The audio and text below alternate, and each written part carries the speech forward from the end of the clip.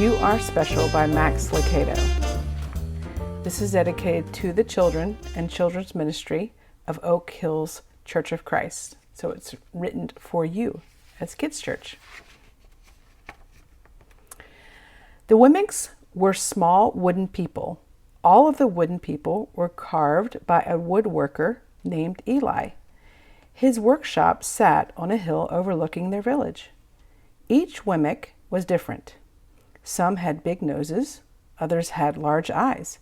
Some were tall, and others were short. Some wore hats, others wore coats. But all were made by the same carver, and all lived in the village. And all day, every day, the Wemmicks did the same thing. They gave each other stickers. Each Wemmick had a box of golden star stickers and a box of gray dot stickers. Up and down the streets all over the city, people spent their days sticking stars and dots on one another. The pretty ones, those with smooth wood and fine paint, always got stars. But if the wood was rough or the paint chipped, the Wemmicks gave dots. The talented ones got stars too. Some could lift big sticks high above their heads or jump over tall boxes. Still others knew big words or could sing pretty songs. Everyone gave them stars. Some Wemmicks had stars all over them. Every time they got a star, it made them feel so good. It made them want to do something else and get another star. Others, though, could do little. They got dots. Punchinello was one of those. He tried to jump high like the others, but he always fell. And when he fell, the others would gather around and give him dots. Sometimes when he fell, his wood got scratched, so the people would give him more dots. Then he would try to explain why he fell. He would say something silly, and the Wemmicks would give him more dots. After a while, he had so many dots that he didn't want to go outside.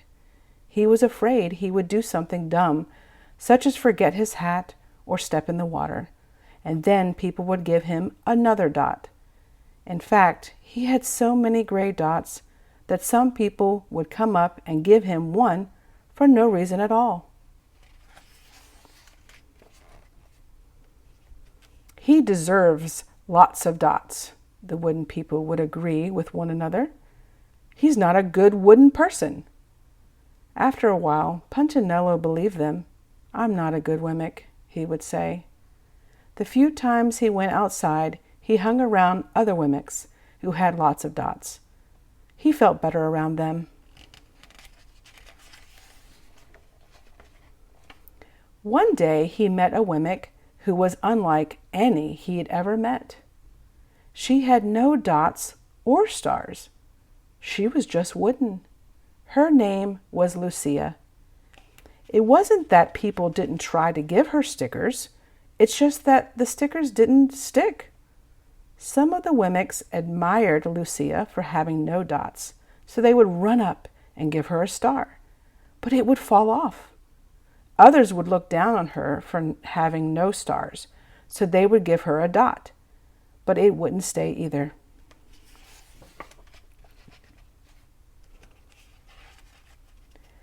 That's the way I want to be, thought Punchinello.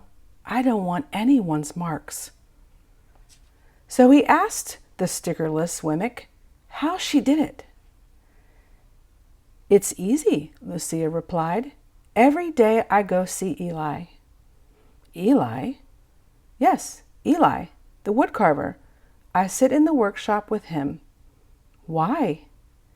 Why don't you find out for yourself? Go up the hill. He's there. And with that, the Wemmick, who had no stickers, turned and skipped away. But will he want to see me? Punchinello cried out. Lucia didn't hear, so Punchinello went home. He sat near a window and watched the wooden people as they scurried around, giving each other stars and dots. "It's not right," he muttered to himself, and he decided to go see Eli.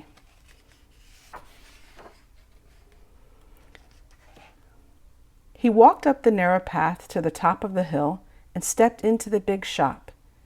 His wooden eyes widened at the size of everything. The stool was as tall as he was. He had to stretch up on his tiptoes to see the top of the workbench. A hammer was as long as his arm. Punchinello swallowed hard. "I'm not staying here," and he turned to leave.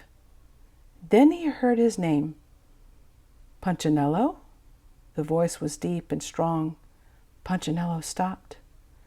"Punchinello, how good to see you. Come and let me have a look at you." Punchinello turned slowly and looked at the large, bearded craftsman. "You know my name?" the little wemmick asked. "Of course I do. I made you." Eli stooped down and picked him up and set him on the bench. The maker spoke thoughtfully as he looked at the gray dots. "Looks like you've been given some bad marks." "I didn't mean to, Eli. I really tried hard." "Oh, you don't have to defend yourself to me, child. I don't care what the other wemmicks think." "You don't?" "No, and you shouldn't either. Who are they to give stars or dots? They're wemmicks just like you." "What they think doesn't matter, Punchinello. All that matters is what I think, and I think you are pretty special."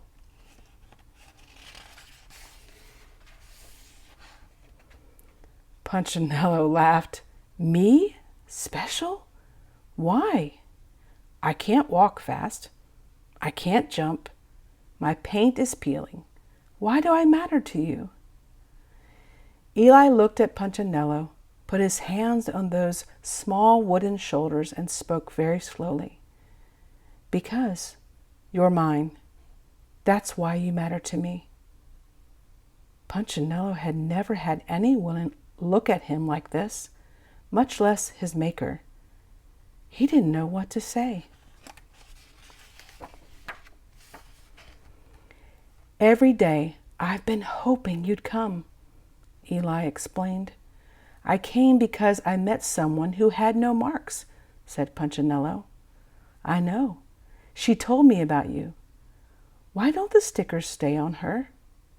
The maker spoke softly. "Because she has decided that what I think is more important than what they think. The stickers only stick if you let them." "What?" "The stickers only stick if they matter to you.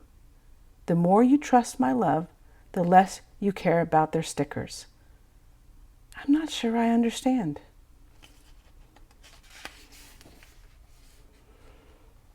Eli smiled. "You will, but it will take time. You've got a lot of marks. For now, just come to see me every day and let me remind you how much I care."